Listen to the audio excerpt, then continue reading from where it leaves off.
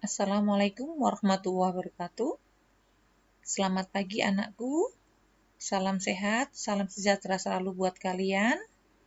Sebelum kita memulai, kita awali dengan berdoa sesuai dengan agama dan kepercayaan masing-masing. Mulai. Selesai? Assalamualaikum warahmatullahi wabarakatuh. Kita bertemu lagi ya anak-anakku kelas 10 yang pagi hari ini kalian sudah masuk kelas 10 di SMK Negeri 1 Kota Tangerang Selatan. Siap kalian untuk materi pertama kali? Hari ini kalian belajar tentang produktif, yaitu pengetahuan bahan makanan. Hari ini Ibu akan membahas tentang daging. Ya, Nak? Nah, pengertian daging dan hasil olahannya. Daging merupakan salah satu bahan makanan asal ternak yang kaya akan protein, zat besi, dan beberapa vitamin penting terutama vitamin B. 2. Daging adalah urat daging atau otot yang melekat pada kerangka kecuali urat daging pada bibir, hidung, dan telinga yang berasal dari hewan yang sehat saat dipotong. Ya, ini dikutip oleh Departemen Perdagangan RI tahun 2007. Daging, yang ketiga, daging adalah bagian lunak pada hewan yang terbungkus kulit dan melekat pada tulang yang menjadi bahan makanan.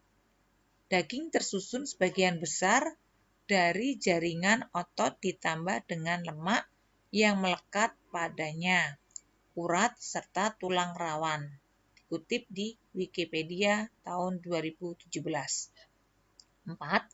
Daging adalah sebagian dari otot skeletal karkas ruminansia yang terdiri atas daging potong, primer cut, daging potongan sekunder atau secondary cut, daging variasi atau variety atau fancy meat, dan daging industri atau manufacturing meat.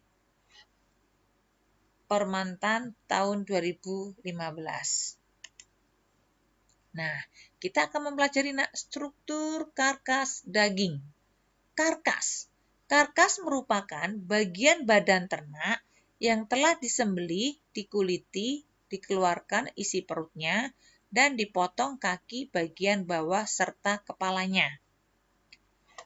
Karkas pada mamalia.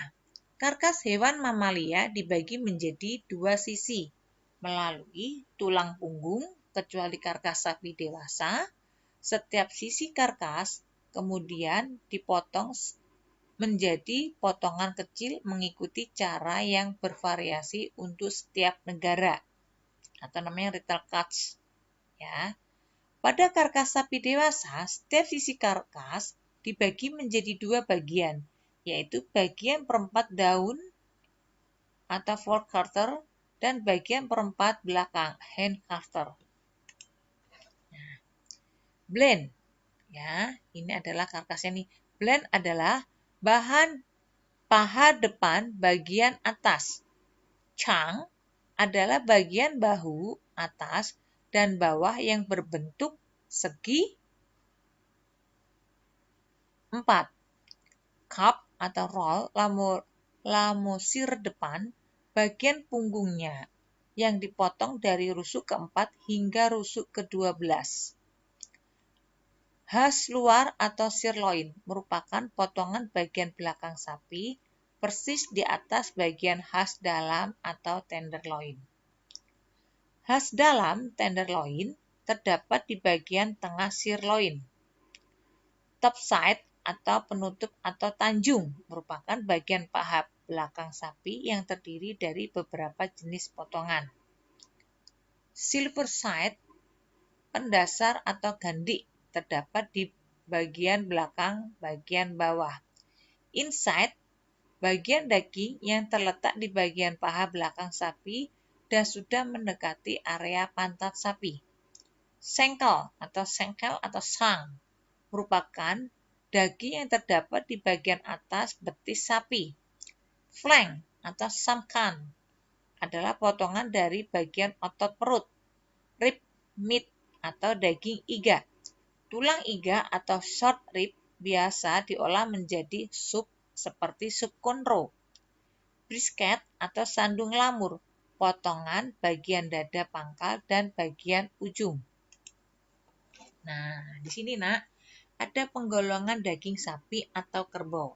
Nah, yang pertama itu namanya adalah khas dalam, ya, Tanjung, khas luar, ya, maaf, khas luar atau sirloin, limosir atau kupral, inside, top side, dan silver side. Nah, ini penggolongan bagian daging yang kedua. Ada sengkel, ya, shang, daging paha depan atau chang, daging iga atau rib meat, dan 3 bagian punuk atau blade. Nah, yang ketiga samkan atau flank, 2 sandung lamur atau brisket, daging bagian lainnya. Nah, nih ini yang beberapa harus yang diperhatikan ya nak ya.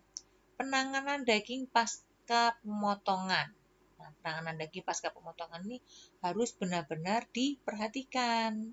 Daging setelah dipotong bagaimana ini selangkahnya, ya nak ya, dibersihkan dulu. Nah, di sini ada kualitas daging dilihat.